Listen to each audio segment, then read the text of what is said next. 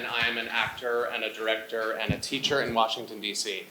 And I was living in New York City when Joy cast me in Tom Stoppard's The Invention of Love. I auditioned and she took a chance on me, and that job changed my life forever. I came to DC for that production and eventually moved here. It put my career on a completely different path, and it brought me into the orbit of one of the most visionary theater artists I've ever met. Joy became a mentor, a collaborator, and a dear, dear friend. Our phone conversations are very long. She represents the rigor, the electricity, and the bold spirit of theater in this city, and I would argue in the country. I am so, so lucky to have her in my life, and we are so lucky to have her.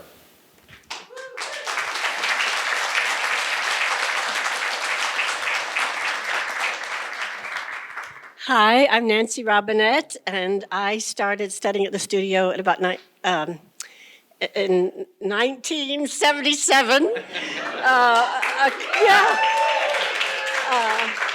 couple of years after it had started, I had studied theater at the University of Kansas and wanted to find myself again. And in studying with Joy, I not only found myself, but it was life-changing and made a huge difference in my whole life trajectory. But I'm going to stick to the script now. So let's see. I'd like to take you back to 1975, the year the Studio Acting Conservatory was founded at a time with major changes. Saigon fell, marking the official end to the Vietnam War. Khmer Rouge seized power in Cambodia, beginning a genocidal regime. The Patty Hearst saga dominated headlines. Musicals such as A Chorus Line in Chicago opened on Broadway, along with serious dramas like Equus. Love Will Keep Us Together was the #1 song. One Flew Over the Cuckoo's Nest swept the Oscars, and Jaws premiered, ushering in the age of the summer blockbuster. That same year, Jason Zinoman was born, and he grew up in the creative chaos of studio. He was raised among actors, rehearsals, and late-night tech notes. Hold on. He was also the first studio theater telemarketer. Selling season subscriptions, he absorbed studio's rambunctious, fearless spirit from the very beginning. Jason began his career at Time Out New York, where he was the chief theater critic and editor. And today, Jason is a critic at large at the New York Times, and he was the first comedy critic for 10 years. 2 weeks ago, he wrote a beautifully personal essay titled, "My Life with Uncle Vanya, the Self-Pitying Sad Sack We Can't Quit," which explores the flexibility and enduring power of Chekhov's masterpiece. He is also the author of 3 books, Shock Value on the Horror Revolution of the 1970s, Letterman, the Last Giant of Late Night, and Searching for Dave Chappelle, released earlier this year as an ebook. Now, what is about to happen is in the spirit of an actor studio interview. Sans James Lipton, may he rest in peace. We are not going to do an introduction, and Joy has literally no idea what Jason is going to ask her. But Jason knows this world inside and out, so please join me in welcoming the brilliant Joy Zinoman and her equally brilliant son, Jason Zinoman.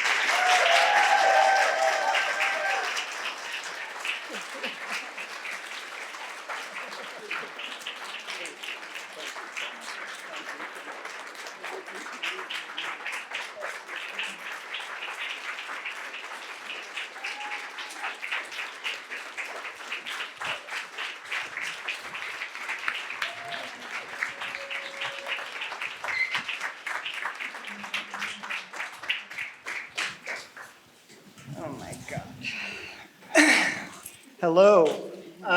First thing I want to say is this is very weird. My kids are right there, and I would never let them interview me in public. So you're very brave. You're very brave. Yeah.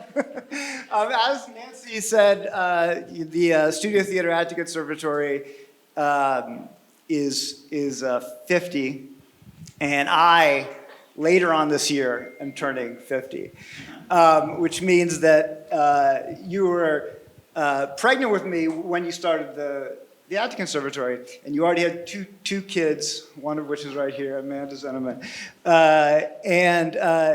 So I want to start with saying, like, why did you start? Is this the most creative way to get out of going to kids' birthday parties? Why would you start a school when you're pregnant? I'd like to acknowledge, this is about the weirdest thing I've ever seen. I'd like to acknowledge that I'm the bravest living human being. I mean, a lot of you people here are brave and fearless, really, as artists generally are. But I don't know how many of you have subjected yourself to this. This is shocking. This is shocking. You were an accident.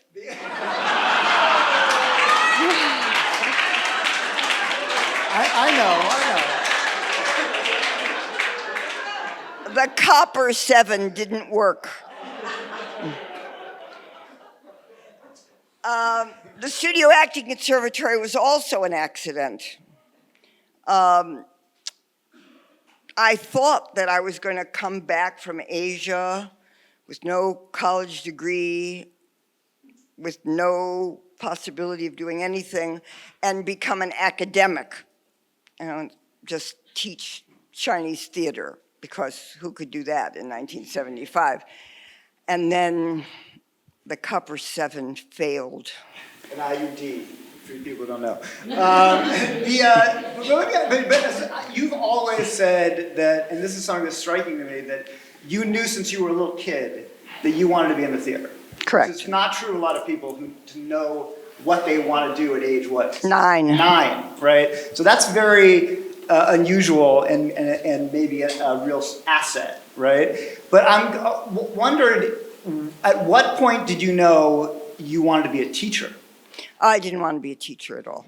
I didn't know how to do that. I wanted to be an actress, obviously. And teaching requires some modeling, so that came in handy. I've told the story a million times. My mother gave me piano lessons, and I couldn't play at all and sang very loudly and off-key. And a neighbor who was subjected to that said, "Why don't you send her to drama school?" So I would stop practicing the piano. So she sent me to Jack and Jill Players downtown in Chicago. That was my first training. Do you want to hear about that? No, I want you to answer the question. Because we've heard, this isn't the 50th anniversary of the Studio Theater, this is the Acting Conservatory. So you've been a teacher for a long time now. So I'm not saying what's your origin story in the theater. Yeah. What's your origin story? At what point did the idea occur to you that, I'll be a theater teacher, which is a fundamentally different thing, as you said. Okay, so that's a different answer. That is when we went to Asia, and I was 19 or maybe even 18, and I didn't know anything else except the theater, except acting. I was pretty uneducated, and I found myself in this place where there was no Western theater. So basically, my life was over. Unless you started from, age 5, as I've often said, doing this, then you were dead in the theater. But there were, in Asia at that time, people tremendously interested in Western realism. Professional actors and students. And I had something that I knew from my great teacher, Alvina Krauss at Northwestern University, and from my experience at that time. And so I said I could tell you about this Western realism. And that's really the origin of my starting to teach and eventually writing this curriculum, which was fundamentally looking at what's the most essential things about acting, not about oral interpretation or scene study or understanding plays or doing the great canon, none of that. It was about how to act, the craft of acting. These people that I was working with, they were quite brilliant at what they did. These people in Malaysia. So Starting in when you Taiwan. started working with them and you started sharing this, Yes. what about it appealed to you? Not what about the theater part of it, but what part about sharing this with these people, hit something that stuck with you? Well, I found out that teaching was like being an ally to being an artist. It was like being adjacent in the common, public now talk, because when you taught, that teaching was actually a tremendously creative act. Every student was different, every moment was different. It needed a lot of imagination, and I liked it. It didn't make me stop wanting to do my own work, and because I don't consider teaching, quote, my own work. You still don't consider it your own work? I guess maybe the last 10 years, but not really. Not really, okay. I consider my own work is as a director. That's my artistic work. Teaching is, as I said, it's adjacent. Right.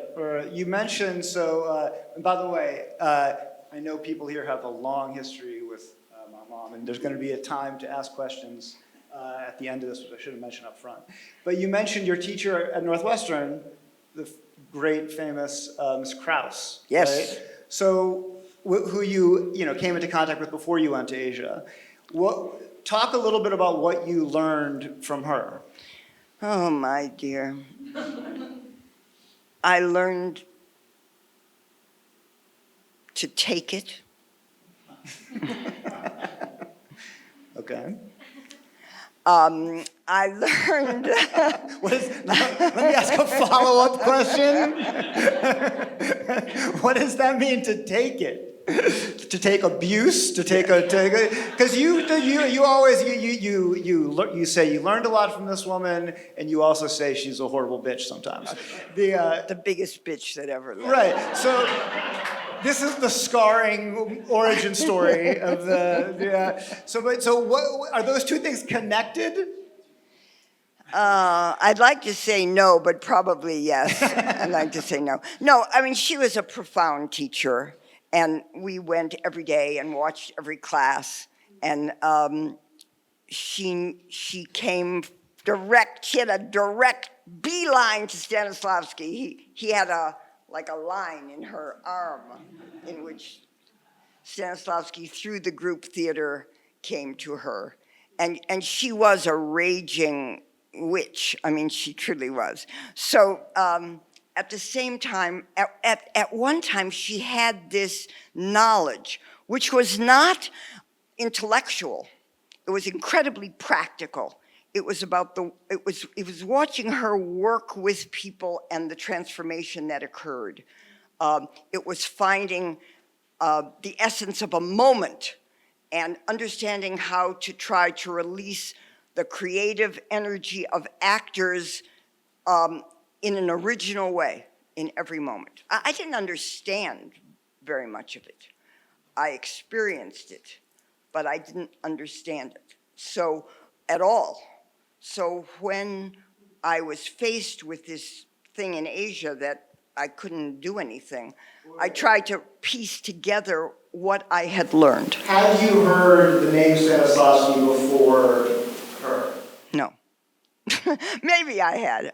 Maybe I had. Where would you have possibly heard it? In high school. And I did a lot of acting, so from the ages of 9 to 16. Do you remember her talking about Stanislavski? No. No. She didn't talk about Stanislavski. She did. No. She did it. She did. There was no curriculum. There was no books you read. There was a curriculum, and she said, as I say, you cannot learn anything about acting from books. You cannot. It is experiential. It is something that you have to, experience, and then you can understand it in a way which is not intellectual, but which is profoundly physical, because acting is physical. It's about your voice, your body, your sensate soul Your instrument is yourself, period. So a book is something that you read and it goes to your mental process. So yes, we read all the books that there were, but they helped you not at all. I believe that acting is something handed down from one person to another, to another. I'm not talking about the theater, you understand. I'm not talking about the study of Beckett, Pinter, Mamet, and Albee. I'm talking about acting itself as a little understood craft. Okay.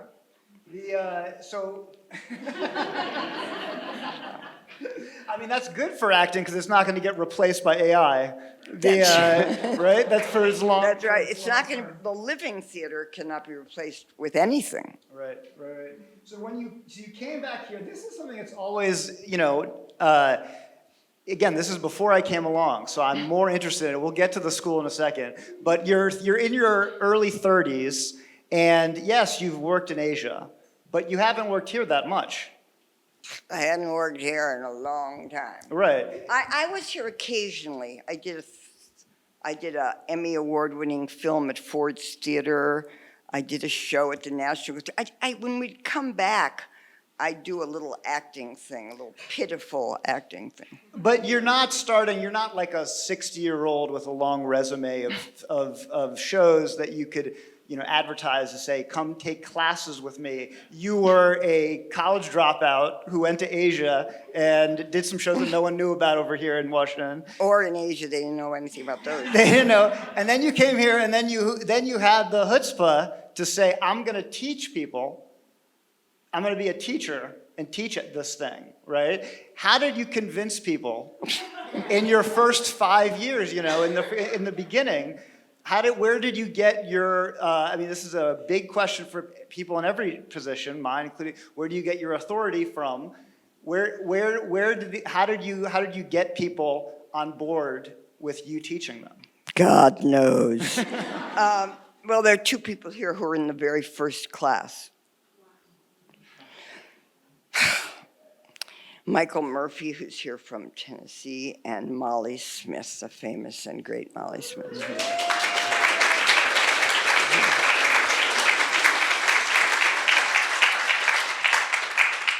So to do this very, very quickly, I had no college degree. How was I going to teach university? Oh, my God.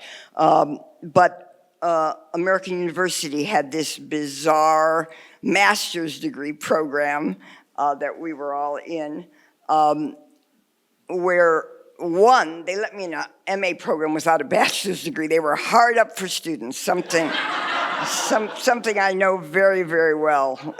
Those places, they'll do anything to get some students. So I went in there, and I had been working now for like 15 years in Asia, directing plays, teaching. I had a career in Asia, which, was quite amazing. Nobody knows or cares about that, but it was really had a profound effect on me in two very powerful ways. Anyway, so I'm in this master's degree program, and the people are morons. I'm sorry, they were morons. So not the students, but the teachers were morons. So I started to teach in those classes. This is true. I'm not lying. They're here. I know. But my question was, where do you get the confidence? Where do you this week? I went to two different events with those people who were students in the Studio Theater Acting Conservatory. One of which was a friend of mine, Misha Collins, and he told a story about. And he's an actor who's had some success. And he told a story in explaining his success. That when he was a kid, he grew up, very poor. He was homeless for a while, and his mom would ask him to steal groceries. And he told the story about going to steal a melon and being unable to do it.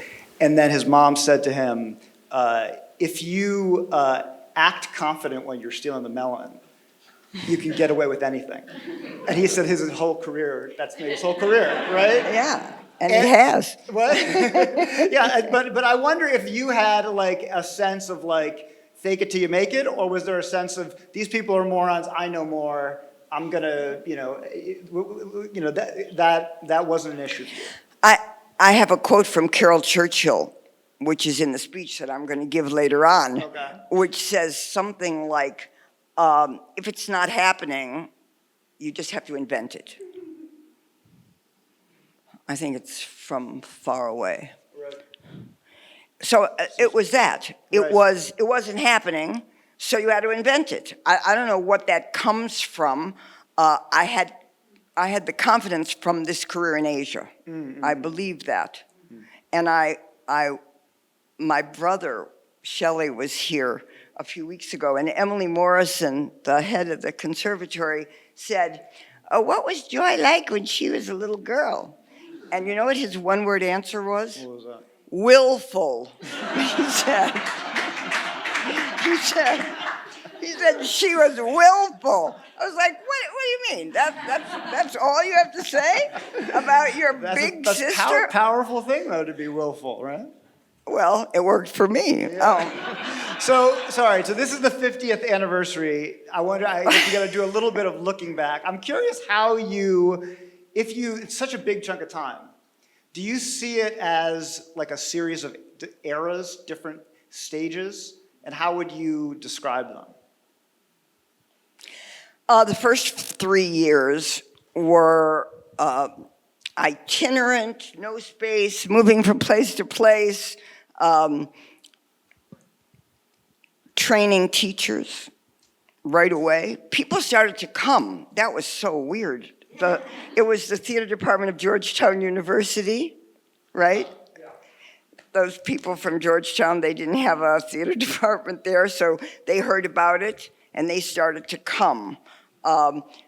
More students. So I started to train teachers right away. So the first 3 years, also I didn't have a 3-year curriculum then.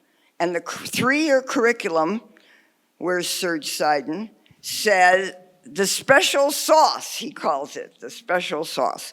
So I didn't have a 3-year curriculum then. So I was writing classes, sort of trying to stay ahead when they were in Shakespeare. Then I had to write the next. So what did you have? You didn't have a theory at the beginning, in 75 to 78. I had about 3 or 4 classes. Which were what? Well, they now have different names, but Principles of Realism, Character and Emotion, Shakespeare 1. Those are the first 3. And directing was actually quite at the beginning. But I did not have the rest of the classics, comedy, or any of the advanced scene study classes. So that's the first 3 years. All right, so the first 3 years, I was writing classes, I was changing your diaper, I was training teachers, I was looking for space every semester, another place. So those were 3 crazy, intense years of a formative period, not thoughtful, just kind of staying ahead of it. After 3 years, in truth, I wasn't sick of teaching, but I was sick of not being able to do my own work. And that was weighing on me. I thought, I can't stand this. And I also met a man named Russell Matheny. And I said, I've got to get back to my work. I have to direct something. So Molly Smith was the stage manager. My students were in it. We had auditions, and I did a production of Marat Sade at the West End Theater. And that changed my life because Russell said to me, I think we have to start a theater. He sat in rehearsal, and he painted, and I directed. And that was very formative to the rest of my life. So then we founded the Studio Theater. That changed things. At that point, the school was 95% of the income of the theater. It was a personal business. It wasn't a 501c3, it was my business. the theater was 5%. The income from the school was 95%. 35 years later, that completely switched, and the theater was 95% and the school was 5%. So what happened, everything changed because we gave the school to the theater and started to build the theater. So the second period of the school was working hard, getting students, developing the program while building the theater. So in a way, it was a time of, I would say, maintenance in the school, letting other people do a lot of the work, the rise of registrars, the tremendous power of other teachers, some of whom are here from the early days. But in a way, it released me, in a way, to do my own work, which I then took back to the school. It was also the beginning of this further exploration of style, because the Studio Acting Conservatory and my work has two parts. It has realism, which comes from whatever, Miss Krauss-Stanislavski, what I learned, and an interest in style, the origin of which is very much in Asia, but which then became a way of looking at acting beyond realism. And so the advanced classes all then were developed with this other idea. So when did those advanced classes, when did Shaw Chekhov Ibsen, what's the origin of that? When did, Greek, when did was that in the 80s? Greek was early, because that was the first 3 years, I think. I was writing the 3 years. Mm-hmm. But then after the 3 years, it was easier to write scene study classes that you only had to read a few plays. There were no more basic exercises, so the rest of the curriculum developed over that next period. Huh. And to the question of sort of how the theater impacted the school, how did the theater help the school, and how did the theater hurt the school? Yeah. Well, at the beginning, I was very hyper about people not thinking that the theater was the recital of the school. And I kept them very, very separate. And the theater had the highest goals in the planet, right? There was no end to which the theater was going to go artistically. But there were a lot of people, including many in this room, Nancy Robinette, Richard Hart, and others, who operated in the theater at the very, very beginning. Sarah Marshall, they were the origins of the theater, but they were brilliant practitioners of the school. So, of course, the theater, which cared a great deal about acting, it cared about design and it cared about acting. That's what it was about. But, for example, the first few years of the theater, there were things like the season of styles. I mean, I was so stupid. It was before the sort of more commercial part of the theater. So I was doing the Peking opera, the Indian epic, where's Vince Brown, Shakuntala, Commedia dell'arte. I mean, did people really want to come and see that in the real theater? It was an extension of the work in the school. So they had tremendous impact one on the other from these incredible actors and from the directorial thinking about style. That went on for a while, but then the Malaysia period, when I was commuting back and forth when Murray went to Malaysia, that very complicated period, things changed again. Because when I came back, what year was that? 85 or 84, something like that. there was another idea, I think, in the theater, that the theater would detach further from the school. It would become more commercial. It would become, there was no lengths to what actors could work there, from the whole world. And I became much more interested in, second shows from Broadway. Again, we're not talking about, but that the school separated in a way there. I no longer was doing those kinds of plays. I never taught Tom Stoppard in the school. I never taught, you know what I mean? There was a big schism then between stopping kind of doing that more academic work in the theater went its own way, and the school developed, I think, more deeply. But I would also say that I ignored the school. I would also say that I wasn't very good. I wasn't very, want to get an A in the school because I was doing some other things that I wanted to get an A. Right.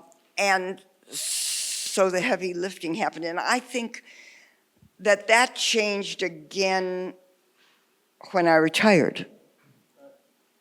Because when I retired, in a way, that was a certain kind of a surrender of one part of my work. And that made me look more closely again at the school. So for the last 12 years, I've really been interested in teaching, in curriculum development and teacher training. So let's talk about teacher training. You mentioned that early on. And the other event I went to this year where there was this week, was Isaac Butler, who has a long history with this studio, who was interviewing Brian Cox for A Craft of Acting. I said, what, even anything I should ask my mom after this event? And he said, ask about teaching teachers. He said, he wrote a book on the method, and he said, Lee Strasberg and Stella Adler really struggled to teach people to teach. Obviously part of what enabled you to step back and choose to put more energy in the theater was the fact you had this staff of great teachers, and it's something that you always talked about and took pride in. First of all, teaching teachers is one of the great things of life. And there's a lot of teachers in this room. There are 22 current teachers in the faculty. And I guess now they can raise their hands, all the teachers who teach in the school. Do you want to raise your hands, everyone? Or who have ever.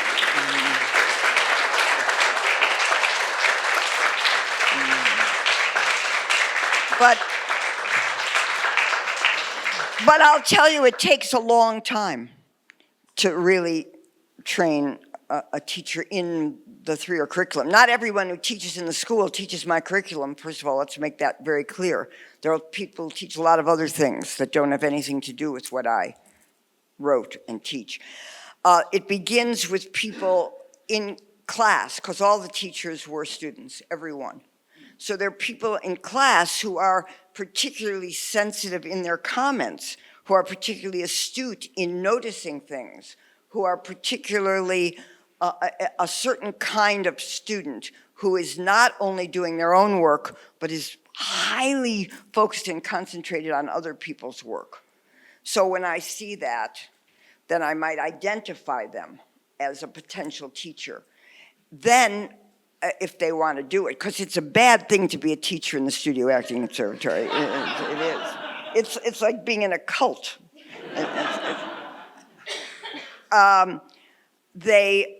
Then I asked them to sit in on class, and they usually observe like a whole, it used to be with me, but now it's with other teachers. They observe like a whole semester, sometimes 2 semesters, and then they spend a very concentrated time with me, like 3 weeks every day. And then they might start to teach, but they're observed. But the teachers have a big community where they talk to each other all the time, and they help each other all the time, and It's quite an art to teach acting. Very difficult to do. What about the origin? I mean, this is just from my, I did take one class in the studio theater, but mostly my experience is from hearing about classes and final scenes, and it always seemed like final scenes was the culmination, and there was always some insanely early morning where I would just, you hear intense conversations were had, and it was, and what is the origin of your peculiar brand of final scenes and post-final scenes? Oh my. So that comes from, I shared a space on Rhode Island Avenue with Liz Lerman, and we had long conversations. She's a dancer, a very great teacher, about training artists. We had long conversations about it, and she said, in dance class, there are people in the first row, the second row, and the third row. You have no idea who they are, but the better ones are in the first row, next to the second row, and that's it. And I said, but in acting, you have to train the whole person, because the whole person is their instrument, has to be the thing. But I also found out that if you let people ask questions in class, you'll never get anything done. And I had this great teacher, right, that year I spent at Radcliffe BJ writing, and somebody asked a question, and he said, no, don't ask any questions. It's much more important that you listen to me. It was like, I wasn't quite that bad, but almost. There is something about wasting time, and people are brilliant, teachers are brilliant at wasting time. And time is very important in the theater because the theater is made up of moments. Time is essential in the theater. And so I knew that I had to educate the whole person, but I couldn't waste time in class talking to them about who they were. I couldn't do that. There was too much work to do, too many moments to discover, and I really am good at, not a time waster. So I figured, well, what can we do? So I said, well, a few times a year, 3 times a year at the end of each semester, I'll talk to the person, and they can ask anything they want, and I'll be honest with them. So they can say, should I be in the theater, or is this good, or do I suck, or what's the story? But we'll exchange as human beings. The rest of the time, we'll just do the work, and see how far we can go. That was the origin of the post-final scene discussion, which wound up and still do go on into the night. Even now, those other teachers stay up all night. The origin of final scenes itself was that there is a component in acting which demands performance with an audience, not to just masturbate in the ivory tower. And so it was necessary to have a simulated audience, and that to be the end of a part of work. When the people came in, just like in the theater, sometimes the people have to come in. The film has to be made. It's not done. You just stop doing it, right? Just like in your work.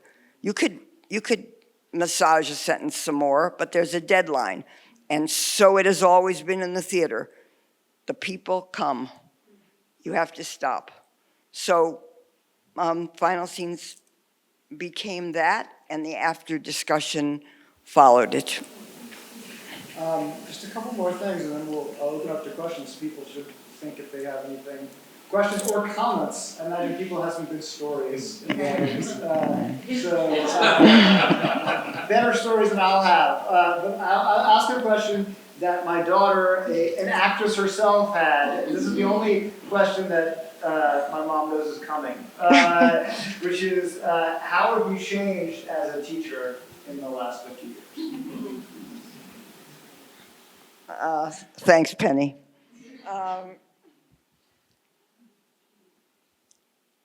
The truth of that is that the early teaching was very rough. It was raw. It was very effective. People have a lot of stories about it, obviously. I could get things done very quickly. I was thinking about this the other day. I forgot this. We used to smoke a lot then. Everyone smoked in class the whole time, smoking and smoking. There were ashtrays, like take ash and put it on people's face. The famous story of like punching some pregnant woman in the stomach, which is apocryphal.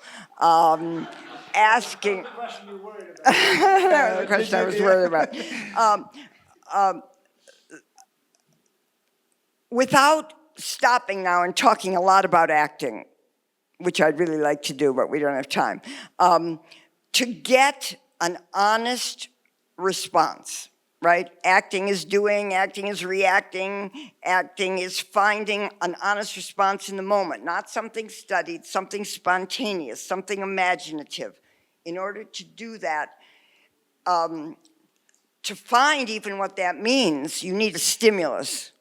And the stimulus sometimes would be things that were unexpected or shocking, or I would say today, people won't put up with it. I mean, so I would say in the beginning period, it was effective. It was extremely effective and it was quick. I could get response. I could teach quickly what was. So just in terms of realism, that had to change slowly. So you've gotten softer. I found it took a longer Less time. punching the pregnant woman in the stomach. Less, yeah, that kind of work, which is really effective and wonderful. But then I learned we had to learn more subtle ways of doing it. Also, there was a few other acting theories that came along in the world. There was Grotowski and psychophysical work, and so things were added in psychophysical work. Right, Carol? There were teachers who had profound effects on the work itself. Nancy Paris and her incredible, I mean, I'm going to talk about some other teachers outside in my own speech, but there was effect on the curriculum by teachers who were interested in certain things. And then there was, viewpoints, Anne Bogart's viewpoints. There were other ideas of acting that went on for those 15 years. It wasn't an ideology that was closed, and it was developed. It still develops right now. It's changing now. So the question was, how has it changed? So that was how have you changed? But you brought up a new point, which I also was curious about, which is you have this interesting perspective of seeing actors over 50 years, right? The world's changed radically. Technology has changed, art has changed, culture has changed, certainly media has changed radically. But I mean, I'm very curious, like, have students changed? Yes. That was a very important point. I mentioned Nancy Paris. I so wish she was here to answer this question. In the beginning, the students rehearsed every day. Isn't that right? Yes, ma'am. They rehearsed every single day. And I talked to every single one of my students every week, privately, not in class. It was, the students were just out of their minds, and they worked unbelievably hard. And so that's a big change too. Now students, they have to have jobs. They have to work. Sometimes they just can come at night. They can rehearse once or twice a week. It takes more time to get things done. So that's a big change, I would say. Okay, I think it's a good time to open it up for questions or comments. Does anybody have anything they want to ask or bring up at all? Anything at all? No, good. No. Oh, is that a? Do I see? No, I don't think is that no? Oh yes. Your hands up, please. I wanted to ask, with your teaching experience over 50 years, what would you say makes a great actor?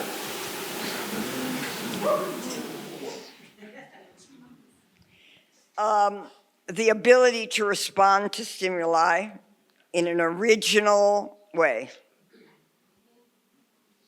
That's the answer. I got a related question. Can anybody take classes at the Studio Theater Acting Conservatory and become a good actor? No. Some people have talent. No. First, we take anyone. We do not have any auditions to come here. Ever, never. Because I learned that, first of all, acting doesn't know, talent in acting knows nothing about class. I've had incredible students who are totally uneducated, but who could really understand poetry and really do Shakespeare. Bobby Carroll, do you remember that? So I think you can tell where people are by an audition, but you can tell nothing about where they can go. So I reject auditioning for classes. However, once they're in class, they can't necessarily advance to the next class. And that's where a lot of pain comes in. So anybody can come, but not everybody can continue through the whole curriculum. Well, is that your question? Yeah, I mean, what about, I have a question back there. Yes. No, please go ahead with yours and then I'll. Okay. I was just gonna say, if has your idea of what Studio Theater Acting Conservatory student is changed? Like, did you begin with, there's these kinds of people who could be students, and then now you have a different vision for that? I have no vision of what students could be like. It breaks my heart that the good people don't necessarily work. It breaks my heart that some of the best acting you'll ever see in the world is in the classroom. It breaks my heart that people who can, for example, reveal subtext, who can experience things so that the audience doesn't have to, right? Who can be a priest for the community, who can be Martha Graham's athletes of God, that those people don't necessarily ever get to work because the theater is not fair and because talent doesn't necessarily rise up, and that it takes many, many more qualities, as you yourself know in your highly competitive field, to be able to do it. So there is a kind of separation. This makes me weep. I love the school because it's not the real world, and because it's a meritocracy, which the real world is not necessarily. So there's a purity about the study of acting that I like, and I like that it goes away too. Yes, ma'am. Hi, Joy. Thank you. I'm alumnus of the conservatory, and once again, thank you for your time and insights today. My question is about, do you have an anecdote about the conservatory that you could share with us today that just makes your heart skip a beat and really reveals the essence of the school as it stands today? No.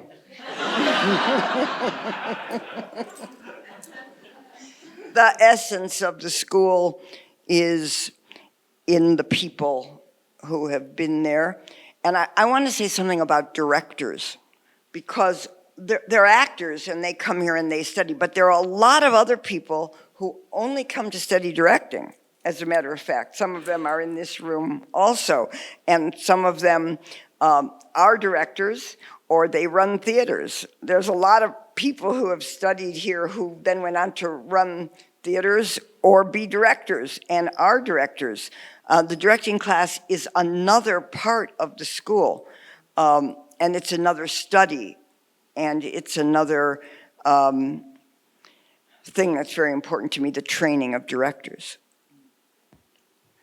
Alice Zinoman. I have a question because I heard that you started out like writing your own curriculums. How did you come up with the ideas to write these classes? The ideas came from my teacher. I tried to remember what she taught me, and then I said, how can I help these other people? How can I break it down into little units, right? So that became a series of exercises, some of which I stole from people, and some of which I made up, and then some lectures, which I wrote. Does that answer your question? Good question. Thanks, Alice. Yes, we got one right here. Yes. Hi, Joy. I want to follow up on what you just were talking about that breaks your heart. One of the things, the fact that so many of us study acting, and very few of us actually get to perform at the level that we would like to. And I think we all share that sense of heartbreak. What would you say about why we do this? If we all know that most of us are never going to get to work as actors, why do we all do this? Later on today, I'm going to unveil a mural, which is the 50th anniversary mural, something very important to me, and there's some words on it. And the only way I could answer that question, there was a little phrase on that mural. Where's Michael Kirby, who painted it? Yes, it says, and no one knows why it's there, but it's the answer to your question, a thrill like none other. The answer to the question is because acting, doing it, is, as a matter of fact, isn't that right? A thrill like none other. The business sucks. So at least in the classroom, you can separate those things and you can just, I mean, what kind of life is it in the theater? You never know if you're going to have another job. What kind of thing is that? You do a job and you never know if you're going to work again? Who lives like that? Right? And you work with all kinds of ridiculous producers and terrible directors and, you know, awful cutthroat crooks in the theater. Who wants to do that? In the classroom, you just have to worry about getting some ash in your face from the ashtray. I think I saw another hand up over here. Was I wrong? Yeah, yes? It was in response to the last question. I was curious, which did you make up of the exercises? Zach, come on. Lots of them. But behind Zach? Yes, sir. Joy, you refer to talent. Talent is a mystery to me. And lately I've been thinking about talent as distinct from ability. And can you say something about the nature, nurture? That's Jim Crown, who's a great musician himself, so he knows something about talent. See, you can't teach talent. That's just not what you teach. You teach technique, and you give people something to do when they got a job. You give them something to do while they're waiting for inspiration to come, because an actor's a creative person themselves, and you're waiting for that to happen. So you can teach technique, and you can teach it at a very, very high level. But talent is the thing you can't teach. It is individual creativity. It is imagination. It is who you are as a person and your willingness to translate that into music or words or acting moments or whatever. Your willingness and ability to create. And so I do separate talent from training. I train people. Okay, well, thank you everyone for coming, and thank you to my mom for being here.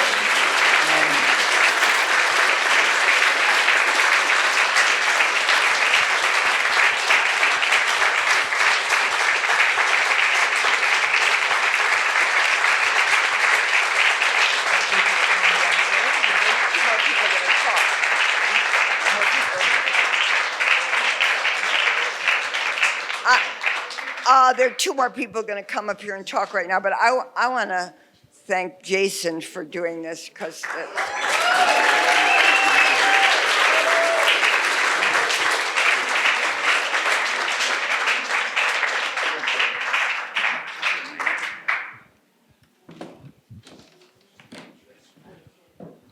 Hi, everyone. We're here to give you the marching orders. So thank you very much. We are definitely going to continue the celebration out in the pavilion. So on your way out, please use either the main doors or the staircase to the lower level, the door that exits next to the bathroom.